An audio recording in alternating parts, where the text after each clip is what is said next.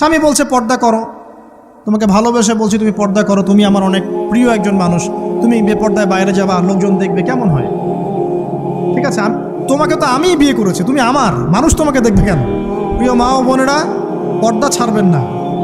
আপনাদের জন্য 4টা কাজ: স্বামীর আনুগত্য করা, লজ্জাস্থানের হেফাজত করা, আপনার 5 ওয়াক্ত সালাত ঠিকঠাক মতো আদায় করা এবং রমজান মাসে সওম রাখা। নবীজি বলেছেন সাল্লাল্লাহু আলাইহি ওয়াসাল্লাম, জান্নাতের যে কোনো দরজা দিয়ে ইচ্ছা আপনি প্রবেশ করতে পারবেন। আপনার জন্য সহজ।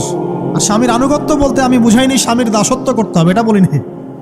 এখনকার কিছু ফ্যামিলিস্ট মেয়ে আছে, ওরা আনুগত্য শব্দ মনে হয় যে দাসত্ব মনে হয়। আনুগত্য দাসত্ব এক জিনিস না। আনুগত্য কি? স্বামী কোরআন সুন্নাহর অনুকূলে কোনো কথা বলেছে, আপনি মানবেন। স্বামী বলছে পর্দা করো, তোমাকে ভালোবেসে বলছি তুমি পর্দা করো, তুমি আমার অনেক প্রিয় একজন মানুষ, তুমি বেপর্দায় বাইরে যাবা, লোকজন দেখবে, কেমন হয়? ঠিক আছে, তোমাকে তো আমিই বিয়ে করেছি, তুমি আমার মানুষ, তোমাকে দেখবে কেন? ঠিক আছে, তো এখন স্বামী ভালো কথা বলেছে, আপনি শুনলেন, এটা আনুগত্য। আর ওই স্বামী যদি বলে আসো তো আমার কলিগরা এসেছে, ওকে খাবার সার্ভ করতে হবে, আসো খাবারটা পরিবেশন করো, এখন আপনি বেপর্দা হয়ে আপনার স্বামীর কলিগের সামনে খাবার পরিবেশন করতে শুরু করবেন, এটা কি আনুগত্য করতে হবে? এটা তখন আপনি আনুগত্য করবেন না। সিম্পল, কোরআন সুন্নাহর অনুগত কাজে আপনি স্বামীর আনুগত্য করবেন, বিপরীতে গেলে আপনি করবেন না। স্বামীর আনুগত্য মানে স্বামীর দাসত্ব নয়। আর এই হাদিসটা আপনি কেন ভুলে যান যে আল্লাহ রাসূল সাল্লাল্লাহু আলাইহি ওয়াসাল্লাম বলেছেন, আল্লাহ ছাড়া যদি কাউকে সেজদা করা যেত, সম্মান বুঝাচ্ছেন, আল্লাহ ছাড়া যদি কাউকে সেজদা করা জায়েজ হতো, আমি মেয়েদেরকে বলতাম যেন স্বামীকে সেজদা করে। কেন? কারণ আপনাকে রেসপন্সিবিলিটি, আপনার খাবার, আপনার ফুড, আপনার শেল্টার, আপনার মানে পুরো দায় দায়িত্ব নিজের হাড় ভাঙা পরিশ্রম দিয়ে, জীবনের ঝুঁকি নিয়ে স্বামী আপনার জন্য করে। সে আপনার সম্মান পাওয়ার যোগ্য তো? সে কি আপনার সম্মান পাওয়ার যোগ্য নয়? আপনি যদি সম্মানের হক আদায় না করতে পারেন তাহলে আপনি অকৃতজ্ঞ। আর অকৃতজ্ঞ মেয়ে কখনো জান্নাতে যাবে? একটা হাদিসে আছে, বেশিরভাগ মেয়ে জাহান্নামের যাওয়ার অন্যতম কারণ হচ্ছে তারা স্বামীর সাথে কুফুরি করে। কি করে? মানে সারা জীবন স্বামী ভালোবেসে যায়, ভরণ পোষণ দিয়ে যায়, সব চাহিদা পূরণ করে যায়, একদিন দেখবেন কথা কাটাকাটি হয়েছে, ওই দিন বলে বসবে যে তোমার কাছে আমি কিচ্ছু পাই না সারা। এই যে কুফুরি, এই কারণে তারা জাহান্নামে যেতে পারে বেশি। আল্লাহ হেফাজত করুন। আরেকটা কারণ হচ্ছে যে বেপর্দা। আপনাকে 4টা মূলনীতি ফলো করতে হবে। 1, এমন কোনো পোশাক পরবেন না যে পোশাকটা আটো সাটো, যেটা পরলে আপনার গায়ের কাঠামো বোঝা যায়। এটা বোরখা হলেও পরা যাবে না। আমি কি বুঝাতে পারছি? ডিজিটাল বোরখা দেখেন নাই? দেখছেন? মাশাআল্লাহ। আর কারা কারা দেখছেন? এদিকে চোখ বেশি যায় না? আচ্ছা, এমনি দেখা যায়, চোখ দিতে হয় না, এমনি দেখা যায়। ডিজিটাল বোরখা চলবে না, ডিজিটাল বোরখা চলবে না। আমার মত, এটা আমি মত দিচ্ছি, আমি আল্লাহর রাস্তায় সময় দিয়েছি অনেক দিন, এবং এখানে যে পর্দাটা শেখানো হয় এরকম পর্দা আমি অন্য কোথাও দেখিনি। এত চমৎকার পর্দা শেখানো হয়।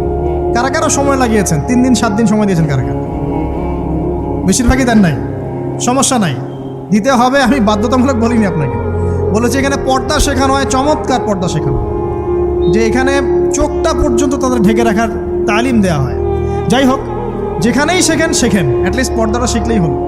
এমন পোশাক হবে না যেই পোশাকটা আটো সাটো, যেটা পরে আপনার গায়ের কাঠামো বোঝা যায়। 2 নম্বরে এমন পোশাক পরা যাবে না যেই পোশাকটা পরলে বাহির থেকে ভিতরের অঙ্গ দেখা যায়। দেখেছেন? দেখেন নাই? দেখছেন হুজুর? আচ্ছা, আপনারা তো সব দেখেন দেখি। তারপরে 3 নাম্বার, এমন পোশাক পরা যাবে না যেটা অমুসলিমদের সাথে সাদৃশ্য আছে। কথা বুঝতে পারছেন? অমুসলিমদের ধর্মীয় বিষয়ের সাথে সাদৃশ্য আছে এমন পোশাক মুসলিম মেয়েদের পরা যাবে না। এর মানে এই নয় যে অন্য ধর্মকে আপনি আক্রমণ করবেন, এটাও নয়। যে যার ধর্ম তাদের স্বাধীনতা মতো পালন করবে। মুসলিমরা বাধা দিবে? দিবে না।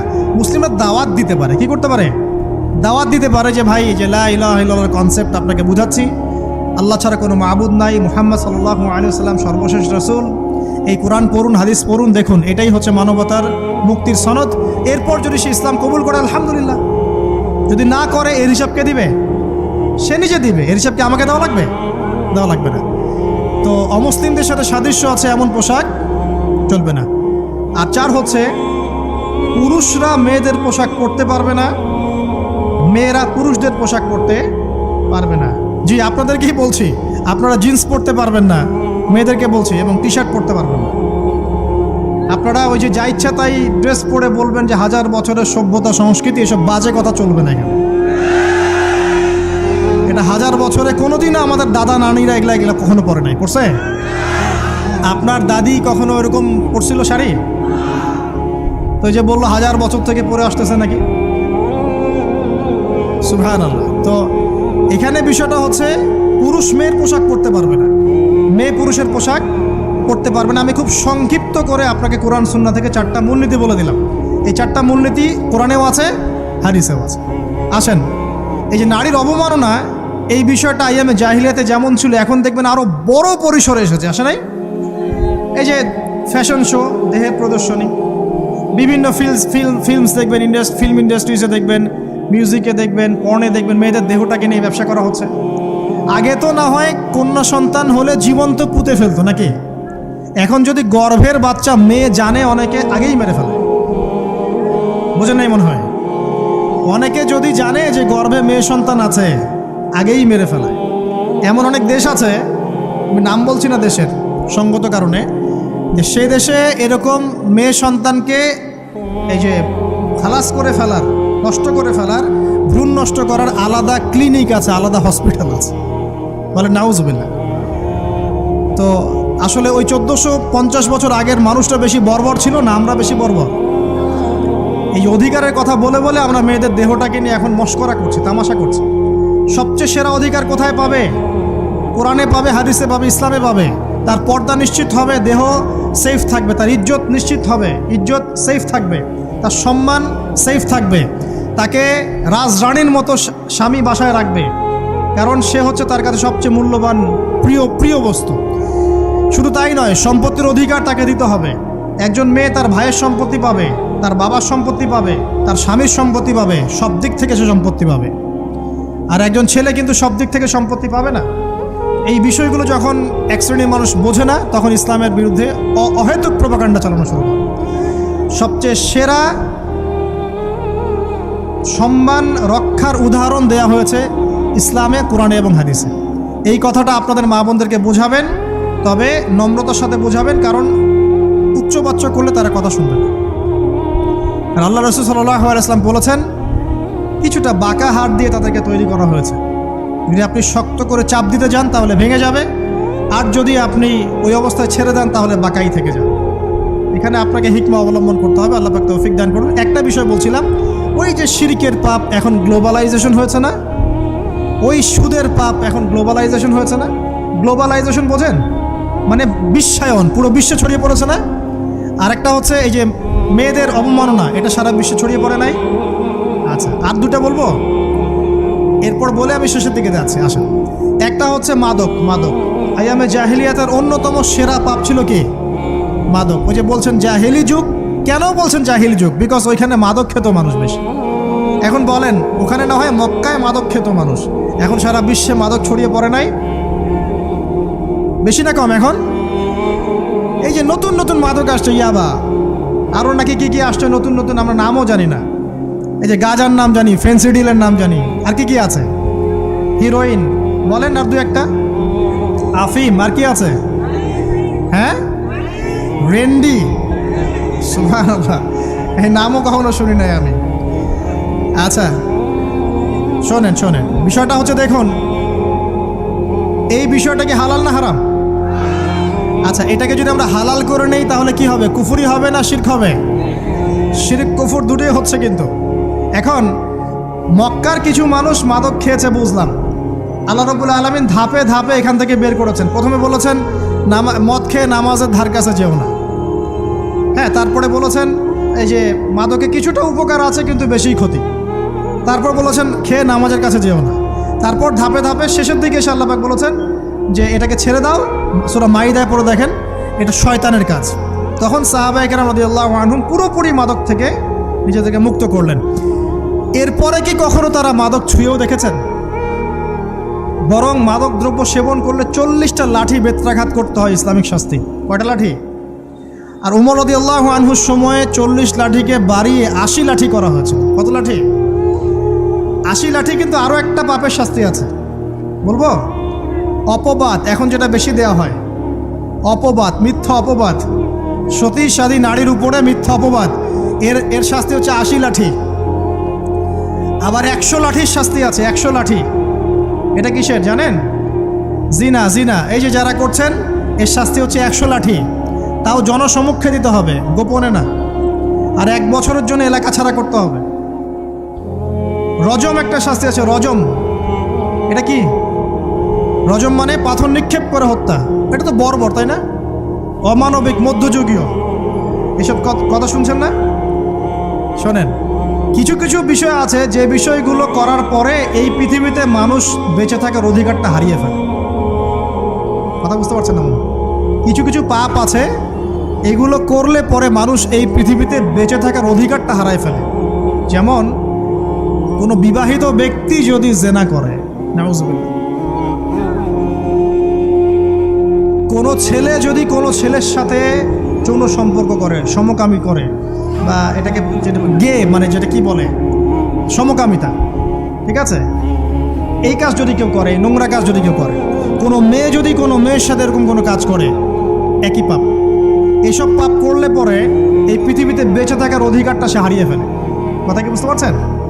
আচ্ছা, তখন শাস্তি হচ্ছে আল্লাহ রাব্বুল আলামিন পাথর নিক্ষেপ করে হত্যা করতে বলেছেন।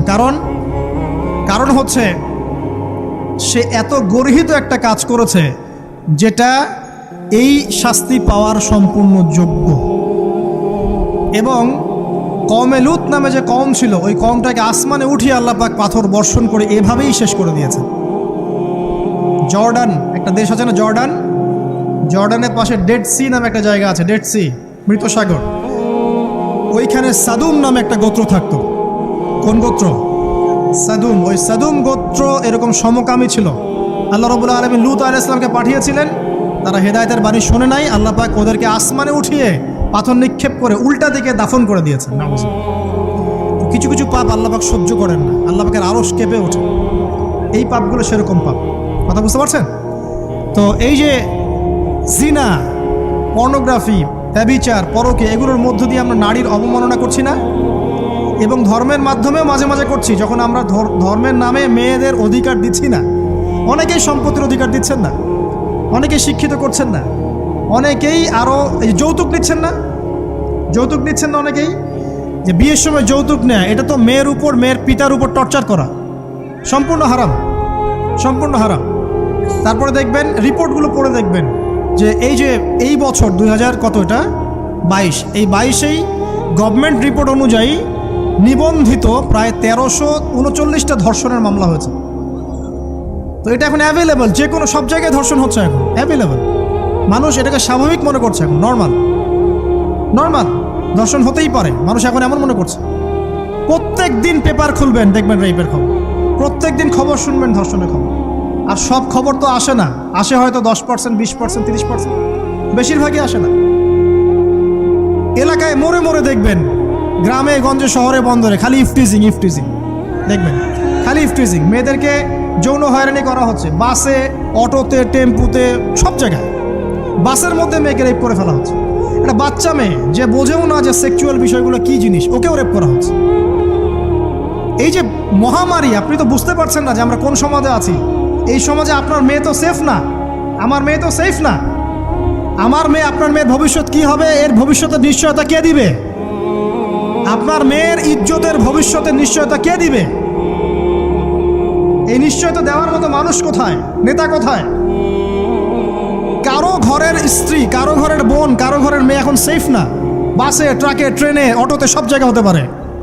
আর এগুলোকে আমরা প্রমোট করছি, এখন নগ্নতাকে প্রমোট করছি, পর্নকে প্রমোট করছি। এই নগ্নতা, পর্ন, এসব দিয়ে মানুষের মাথাটাকে পুরো জানোয়ার বানিয়ে ফেলা হয়েছে। পর্ন দেখাতে দেখাতে ছেলেদের মাথাটাকে জানোয়ার, পশু বানিয়ে ফেলা হয়েছে।